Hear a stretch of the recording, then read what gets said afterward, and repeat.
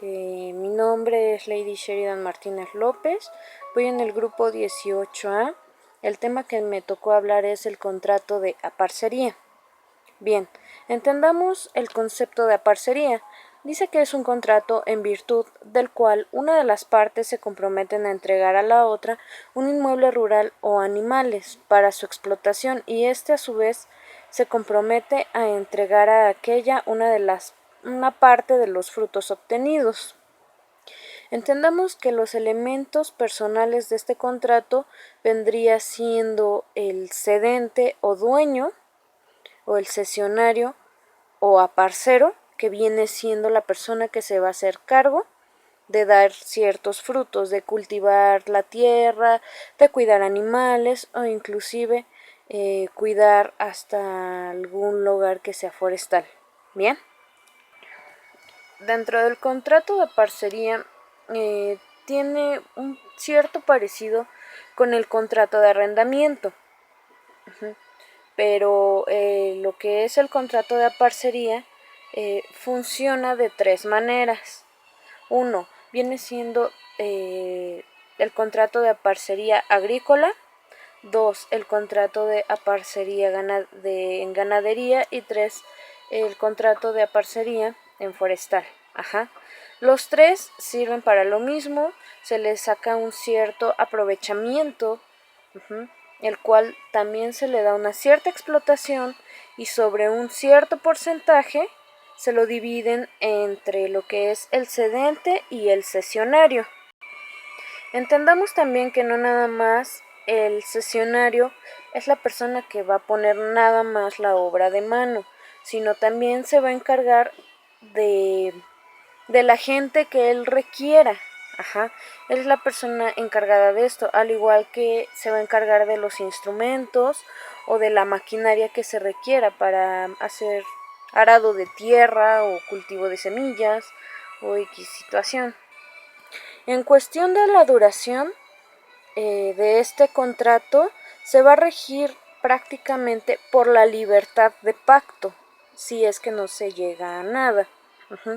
El mínimo tiempo vendría siendo lo que es un año agrícola, así se le considera, el cual debe de llevar un cierto preaviso mínimo de 6 meses. De lo contrario, existiría una prórroga automáticamente. Dentro de este contrato encontramos ciertas características. Uno de ellos pues es bilateral, 2 nominado, 3 de medios, el cuarto vendría siendo el intuito personae, el quinto principal y el 6 es oneroso. ¿Por qué se le denomina bilateral? Por el simple hecho de que ambas partes generan lo que son derechos y obligaciones. ¿Por qué es nominado? Se le considera nominado porque está regulada por una ley específica. De medios también se le considera, ya que no siempre se ve satisfecha la intención de las partes al momento de celebrar cierto contrato. Se considera también como intuito personae, ya que se trata de que en este tipo de contratos se contrata, disculpen la redundancia, bajo la calidad de las personas. Es principal porque de cierta manera no requiere de ningún contrato, bueno, para la validez de otro contrato, y es oneroso porque los derechos son recíprocos entre el aparcero y el propietario. También existen dentro de estos ciertos elementos tenemos los elementos de existencia, que viene siendo el elemento de consentimiento y el elemento de objeto. El elemento de consentimiento, a final de cuentas, sabemos que es bajo el consentimiento de ambas personas, de que están en común acuerdo de hacer este trato. En cuestión a objeto, ¿por qué objeto? Estamos hablando del objeto al que se va a tratar, que en este caso vendrían siendo las tierras o parcelas, se les denomina parcelas, ejidos, o a final de cuentas estamos hablando también de animales. Ujú. Existen también los elementos de validez. ¿Cuáles son? Uno de ellos es la capacidad. Deben de estar, deben de tener cierta capacidad. ¿Por qué? Porque si no están bajo el uso de sus facultades, pues imagínense, no se puede celebrar este contrato. También debe de existir ausencia de vicios. Ujú. También encontramos lo que es en la licitud, en el fin. Debe ser algo lícito. Bien sabemos que no podemos hacer contrato bajo cuestiones ilícitas. Y de forma, ¿por qué de forma? Porque debe de quedarse estipulado, escrito. Este contrato debe ser escrito. Uh-huh. Y debemos de recordar que ambas partes deben de tener el contrato. Uno se queda el original y el otro la copia. ¿Ok? Ahora bien, vamos a hablar acerca de las obligaciones que debe de tener el dueño. Como punto número 1, nos dice que el dueño debe de entregar el predio al parcero, ajá, al igual que le debe de permitir construir una casa en el predio. ¿Para qué? Para que el parcero pueda residir ahí, pueda tomar agua potable y hacer uso de la luz y de lo que se necesite, ajá, durante el tiempo que dure la labor. Como punto número 2 también nos dice que debe de otorgar al parcero el derecho del tanto, en caso de que la tierra que estuvo cultivándose vaya a dar una nueva aparcería. Uh-huh.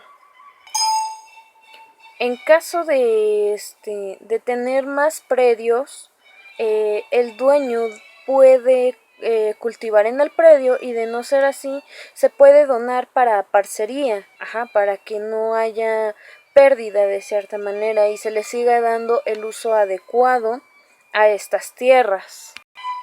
También otro punto muy importante es de que en caso de que muriera el aparcero, el dueño debe de pagar la parte que le corresponde o que le correspondía al aparcero, pero en este caso se le entrega a sus herederos, ajá, o familiares. Así que no debe de haber pierde en este aspecto. Bien, otro punto también, el cual es muy importante, de que se le tiene que pagar al aparcero por haber cultivado de las tierras, por haber cuidado de ello. Ajá, será una parte de la cosecha, como bien lo dijimos en un principio, ajá, en el porcentaje en el cual ellos ya habían convenido o ya habían tratado, ¿ok? Y en dado caso de que no sea así, también se le debe de pagar un mínimo. Uh-huh. Se le considera un mínimo. ¿Por qué? Porque es un mínimo monetario. Estamos hablando de dinero. Uh-huh. Ahora bien, vamos a hablar también acerca de lo que son las obligaciones del aparcero. El aparcero, pues como bien él se está prestando sus servicios. ¿Para qué? Para cultivar la tierra conforme a las cláusulas estipuladas que están en cierto contrato. Entre esos pues también es cuidar la tierra, cuidar el lugar que se le otorgue, entregar al final de que acabe el contrato de aparcería, entregar la tierra y el lugar de residencia al término del contrato. En dado caso de que no sean en cuestión a tierras, pues deben de ser en cuestión a animales. Todo se le debe de el aparcero debe de entregar todo tal cual se le está dando. Uh-huh. Casi no cambia en ningún aspecto en cuestión a los contratos. Ahorita estuvimos hablando acerca del contrato de lo que sería de cuestiones agrícolas, ajá, en cuestiones de tierra. Ahorita pues de cierta manera nada más les voy a dar ciertos puntos que se vendrían siendo en caso de ser ganadería. No cambia mucho, a final de cuentas viene siendo casi lo mismo. Uh-huh. El dueño pues igual se compromete a entregar el ganado con el parcero. Se hace cargo de los gastos del ganado, el dueño. Al mismo tiempo debe de tomar en cuenta que el parcero, en caso de querer se debe de tomar en cuenta al parcero en caso de que el dueño quiera vender algún ganado. Ajá. No puede él nada más decir, ¿saben qué? Pues quiero vender una vaca. O sea, no puede hacerlo por él mismo. Sí, bien, sabemos que él es el dueño, pero a final de cuentas hay otra persona que también está al cuidado de esos animales y de tal manera por eso se le tiene que tomar en cuenta. Si se puede vender, si se puede hacer X situación con el ganado. Muy bien, ahora vamos a hablar en cuestiones del aparcero, qué es lo que le corresponde a él. Primero, debemos de tener en cuenta que seguimos hablando en cuestión de ganadería, el aparcero se encarga de cuidar y alimentar al ganado. Al mismo tiempo, darle el mantenimiento correspondiente. De ahí también, en dado caso de que el aparcero realizara algún daño a algún animal, el aparcero prácticamente estaría pagando sus daños también monetariamente. Ya, bueno, puede ser monetariamente o con el mismo ganado.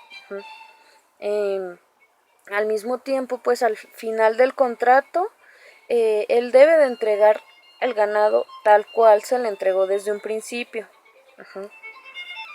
En dado caso de que alguna vaca vaya preñada o en cuestiones así, pues los ganados que vayan a nacer, de cierta manera también le corresponde una parte al aparcero.